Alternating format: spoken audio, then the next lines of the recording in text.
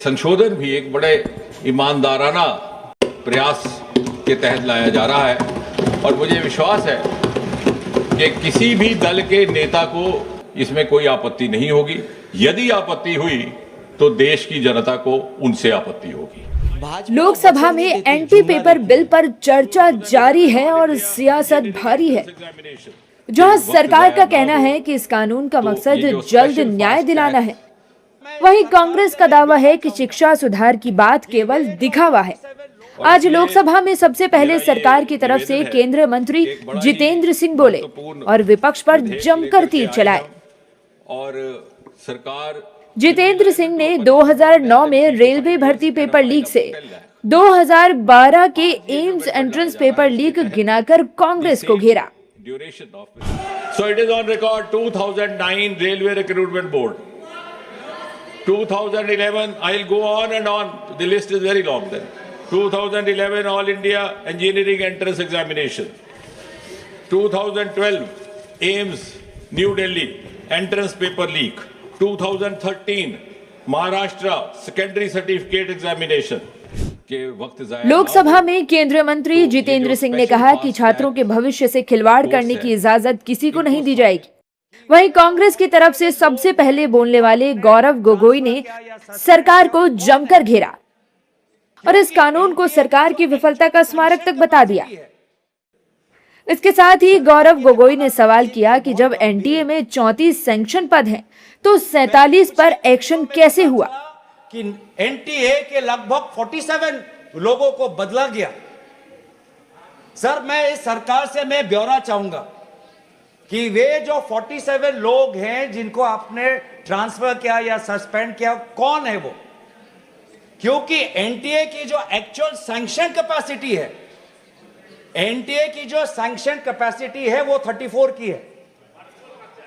कांग्रेस सांसद गौरव गोगोई ने दो टूक कहा कि सजा बढ़ाने से शिक्षा में सुधार नहीं होगा।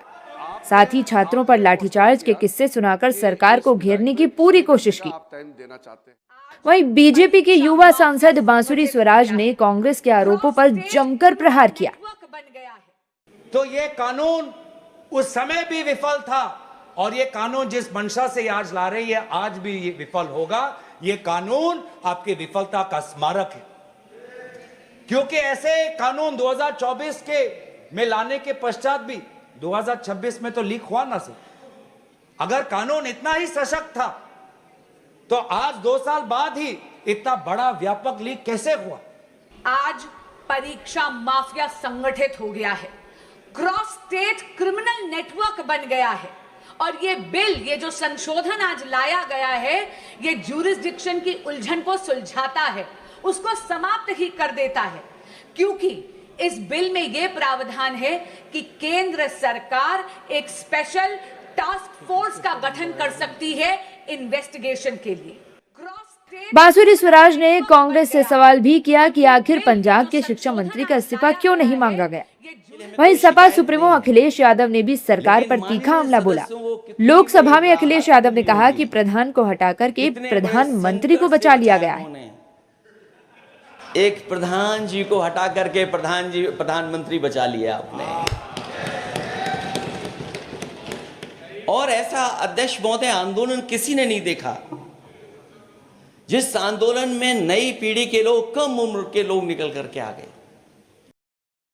पेपर लीक के साथ साथ अखिलेश ने चढ़ावा चोरी पर भी सरकार को घेरा।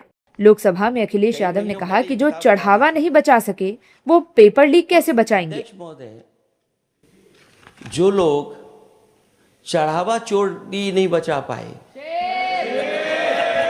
वो पेपर लीक कैसे बचा पाएंगे? जो भगवान के दरबार से दान गायब हो गया, दान चला गया, वो लोग पेपर लीक बचाएंगे? किस कानून को, जो कानून पहले बनाया उसी कानून का संशोधन करके लेकर आए हैं? किसकी आंखों में आप धूल झोंक रहे हैं? बिल पर चर्चा जारी है और सरकार के पास बिल को पास कराने के नंबर भी मौजूद है। अब आपको बताते हैं कि नए बिल में क्या क्या बदलाव हुए हैं। 10 साल तक जेल, 10 करोड़ तक जुर्माना, विशेष फास्ट ट्रैक कोर्ट, रोजाना होगी सुनवाई, 3 महीने के अंदर केस का निपटारा। संसद में बड़ी मुश्किल से सियासी शोर थमा है और चर्चा हो रही है। अब देखना होगा कि इस बिल पर राहुल गांधी संसद में बोलते हैं या नहीं।